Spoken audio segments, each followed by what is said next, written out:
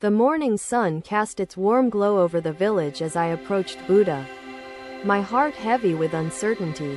"Teacher," I began, my voice trembling, "I feel lost, disconnected from the world, and unsure of where I belong."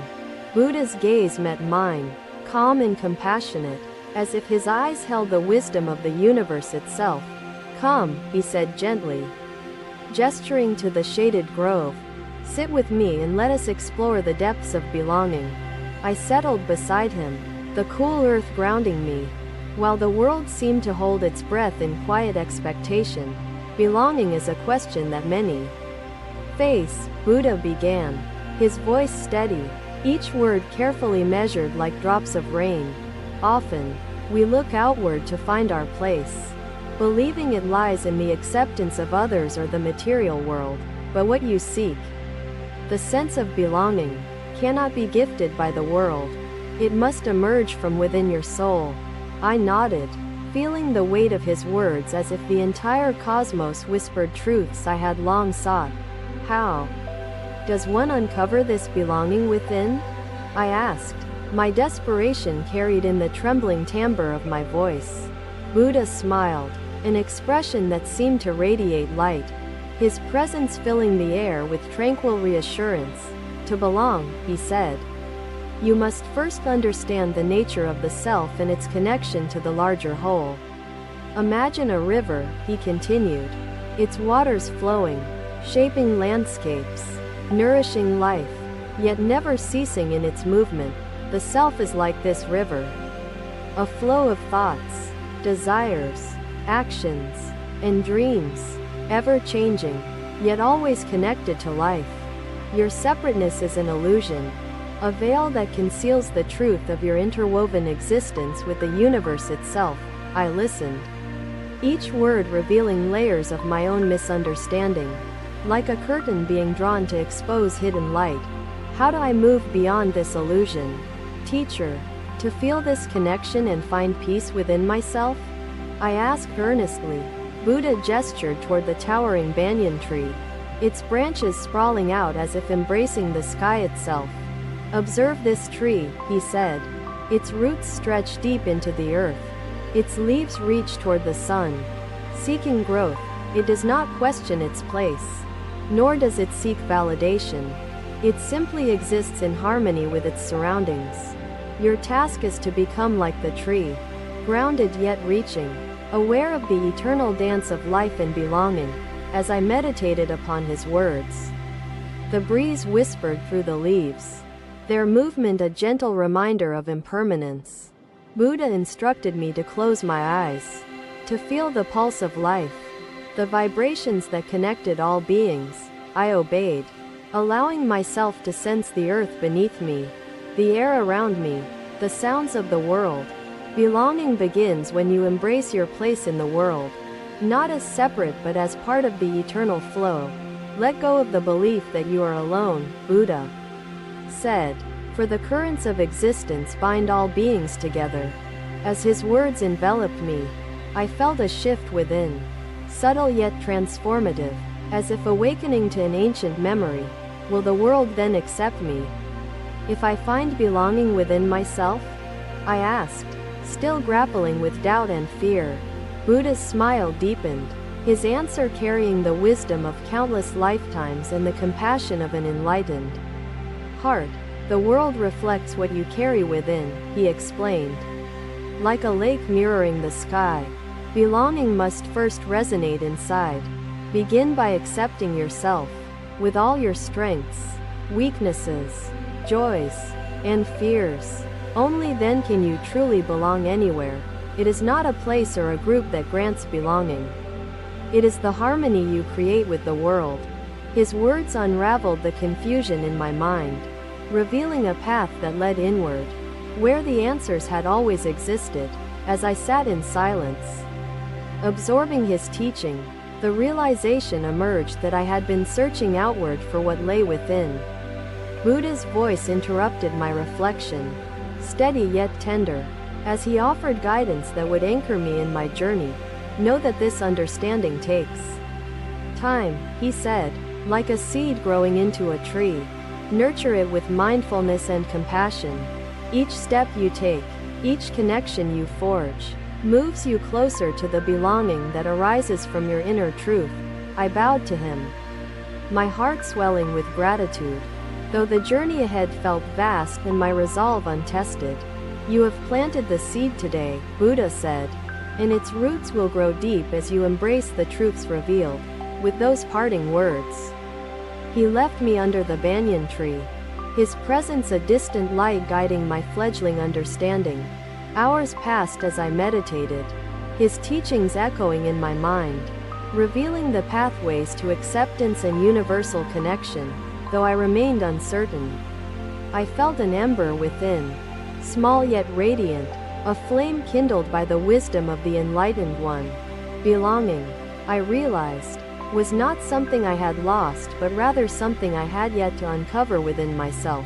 I left the grove as the sun dipped below the horizon, the world bathed in twilight hues, its beauty newfound in my eyes. Each step carried me forward, not away, for Buddha's teachings had shown me that the journey lay inward, toward belonging. Another day, another journey unfolded as Buddha and I traveled to a distant village nestled in the verdant hills. The village was quiet, its narrow streets and simple homes shrouded in a palpable air of suspicion and fear. The villagers watched us from the shadows, their expressions wary, their silence heavy with unspoken distrust of the unfamiliar. Teacher, I asked, feeling the weight of their stares. Why do they fear us when we mean them no harm? Buddha's gaze swept over the village, his expression serene, as he motioned for me to observe with greater understanding. Fear often arises from misunderstanding, he said gently, from the walls people build to protect themselves from perceived dangers. These walls, though meant to shield, also separate, creating a sense of isolation and distrust. He continued with calm wisdom. Then how can one overcome these walls? I asked, eager to learn, though doubt lingered in my heart. Buddha's eyes softened, his voice carrying the weight of truth as he replied, by reaching out, by giving without expectation, with kindness, we can dissolve the barriers between hearts. For generosity is the bridge that connects all beings, he said. Inspired yet uncertain, I followed him as we approached the villagers. Their gazes sharp and hesitant, their movements reserved. Buddha began to help a farmer repair his plow, speaking gently of shared struggles and the joys of harvest. His actions were deliberate, his presence unwavering, as he offered his service with no demands, only compassion as his currency.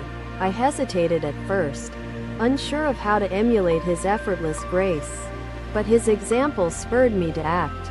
I approached a woman struggling to carry water, offering my assistance with a smile that sought to bridge the unspoken gap. Her eyes held suspicion, yet she allowed me to help, my efforts slowly chipping away at her guarded exterior. Buddha observed my actions, his subtle nod of approval filling me with a sense of purpose and quiet determination. As we worked among them, the villagers' defenses softened, their initial suspicion giving way to curiosity and tentative smiles. Teacher, I said that evening as we rested near a fire, is this how belonging is cultivated? Through selfless service? Buddha's smile was gentle, his gaze reflecting the flickering flames as he answered, yes. Belonging begins with connection. When you give yourself to others, you create threads of understanding, weaving bonds that transcend fear and isolation, he explained. I reflected on his words, the profound simplicity of his teaching resonating within me like the gentle hum of a temple bell. What if they never accept me? I asked, my voice betraying the lingering insecurities that clung to the edges of my mind. Acceptance is not the goal, Buddha replied, his tone steadfast, but the connection you create when you act with love. It is in these connections, however fragile, that the seeds of belonging take root, he continued, his wisdom unwavering. As the days passed, I continued to engage with the villagers, each act of kindness further easing the invisible walls between us. One morning, a child approached me with hesitant steps, offering a flower as a gesture of trust and curiosity. I accepted the flower with gratitude, its delicate petals a symbol of the fragile bridge we were building together. Buddha watched from a distance, his serene presence a reminder that the journey toward belonging was as vital as its outcome. Teacher, I said later, why does it feel easier to connect with a child than with others burdened by fear? Children are untouched by the layers of prejudice and fear that often cloud adult minds, he answered with compassionate insight. They see the world with openness and wonder, qualities we must rekindle within ourselves to truly connect with one another.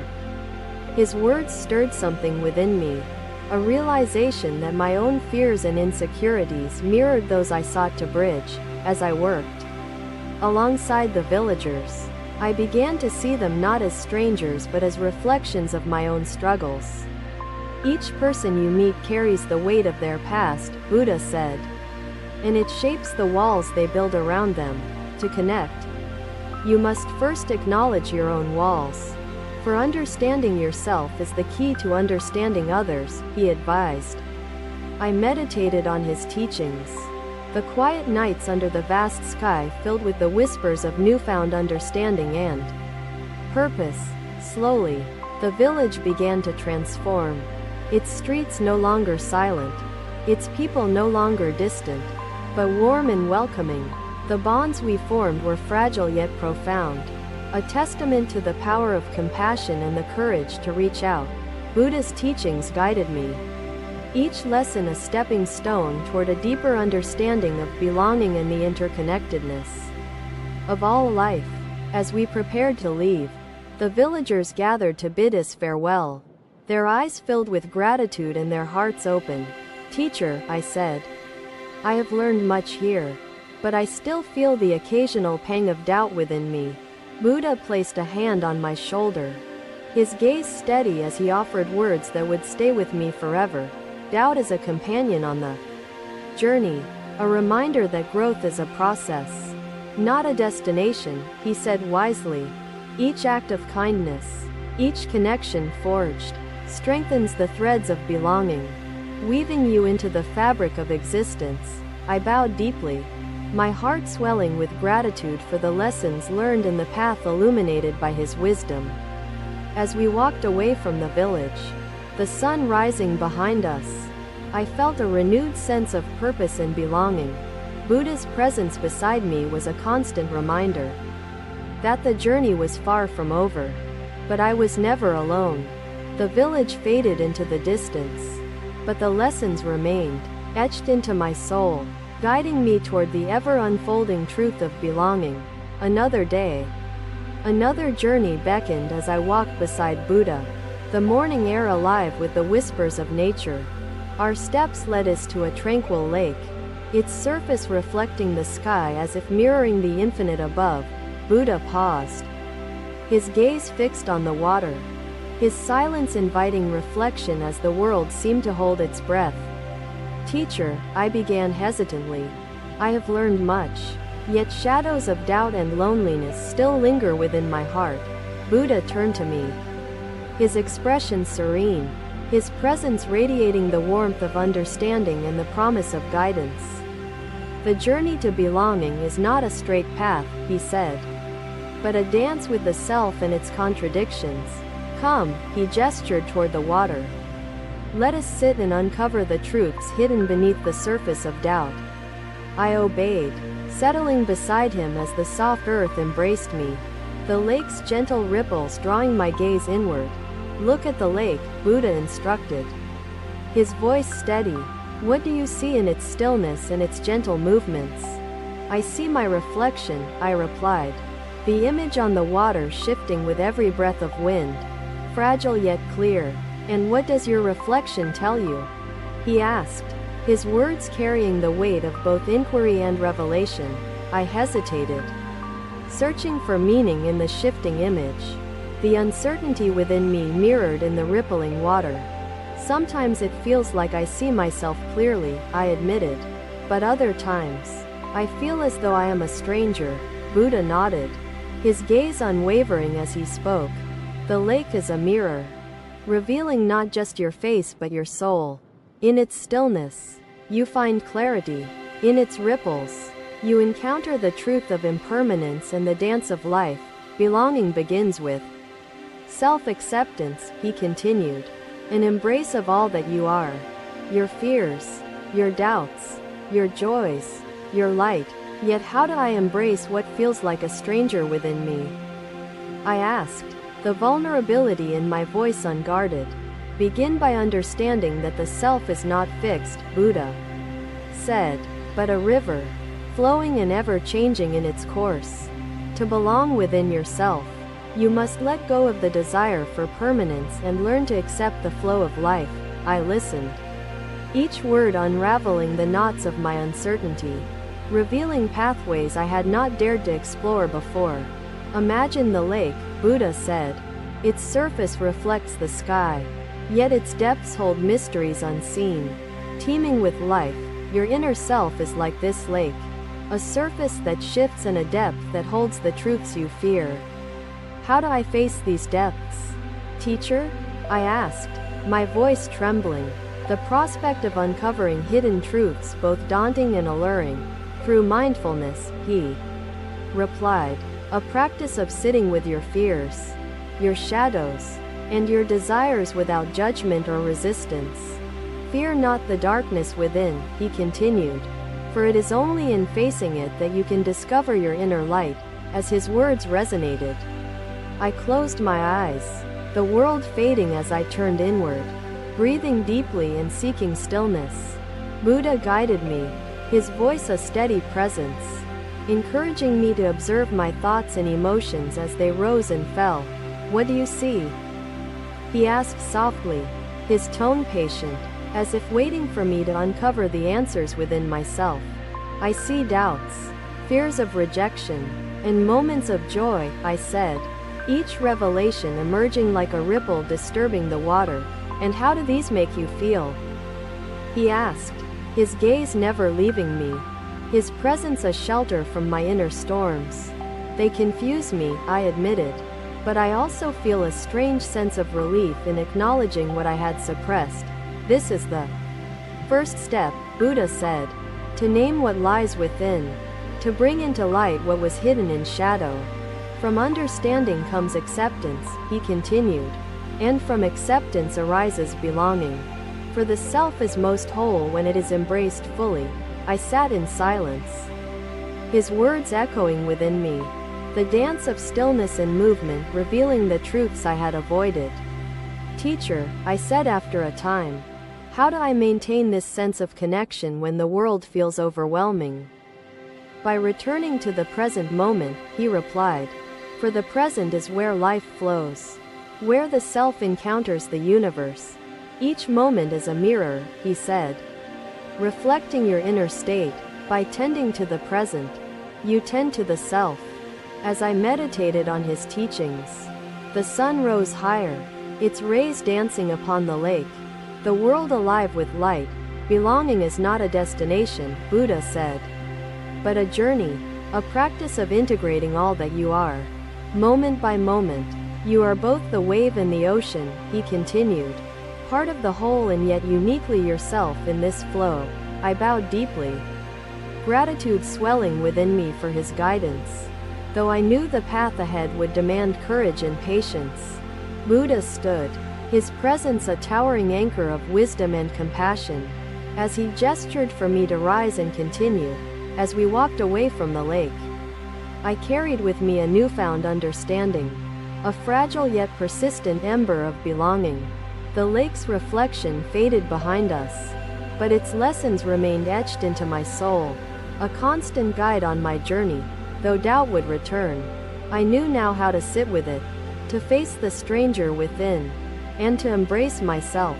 Belonging, I realized, was not something to be found, but something to be created within. A light kindled in the dark. As the day unfolded, the world seemed brighter, its interconnectedness more vivid. Its beauty an invitation to belong not just to myself, but to life. Through understanding and practice, he replied, by seeing the truth of impermanence in all things. His words carried the weight of universal truth, grounding me in reality. Thank you for watching. Buddha's teachings are always with you. Subscribe to our channel and we will see you in the next video.